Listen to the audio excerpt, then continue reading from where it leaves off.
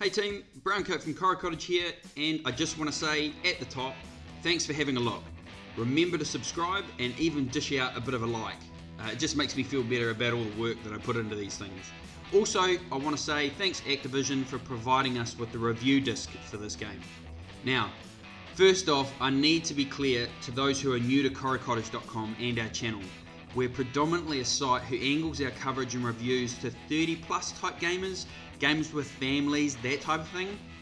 So please bear that in mind as I talk about Black Ops 4. I'm 39, I'm old, I'm slow, and like the only twitch that I have is in the corner of my eye when my wife says she wants to spend money or something. So when I heard Call of Duty was going to be a single player free zone, I gotta admit, I was a bit concerned. I loved Modern Warfare 1 and 2, as well as many of the other COD campaigns, in particular Infinite Warfare in 2016. So I will admit, I'm a single player focused gamer, but a good multiplayer game does at times get its claws into me. Halo, Call of Duty, Killzone stole many hours of my life over the years, and Titanfall 2 is, in my opinion, the pinnacle of a first person shooter game package, hands down. I regened over and over in that masterpiece. But when Black Ops 4 revealed that the included modes were only competitive multiplayer, Battle Royale, and the long-standing Zombies mode, I raised an eyebrow, I will admit. So how does it stack up? Well, the Battle Royale mode is great fun. It is very familiar to anyone who has played those other two games. Yep, those other two games. In fact, the design document at Treyarch was probably like just one line. Copy PUBG, but make the shooting fun. And Blackout has that snappy, smooth controls and the great weapon variation that makes Call of Duty, well, Call of Duty. But here's where I start talking a bit like a fuddy-duddy. It is still sweaty and twitchy, and unless I got the drop on another player, I seldom won encounters. I found I could happily get to the final 10, but only through stealth and tactics, not by getting heaps of kills. So if you are like me and wanted a grown up, slightly more forgiving version of a Battle Royale, this ain't it. As you will still end up having to go toe to toe at some point with some slick COD stick jockey who should be feared and respected, to be fair. The multiplayer has been criticised by many hardened COD players as being a bit slow with a slower time to kill. The devs said this would make it more approachable to new players. But I couldn't disagree more.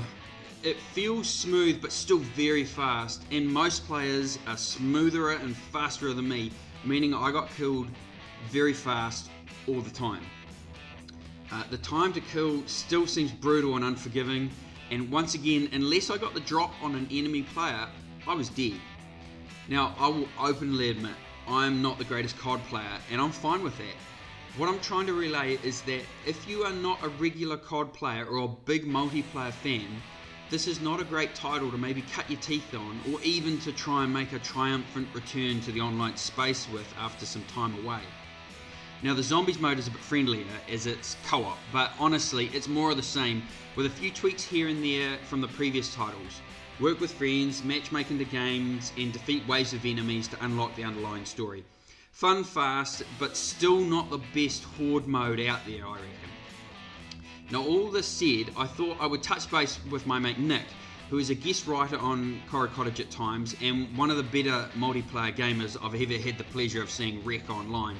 And I picked his brain as our consulting sort of sweaty COD player.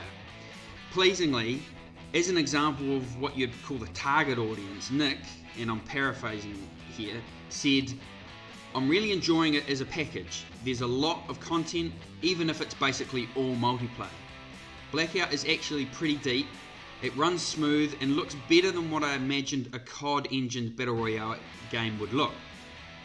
And so far, they are doubling down on communication as well, with multiple updates a week, constant tweaking. They seem to be using the communication that Epic uses for Fortnite to let gamers know what they're up to. It's refreshing from a COD developer." So that's what Nick thought, and he's kind of like the yin to my yang.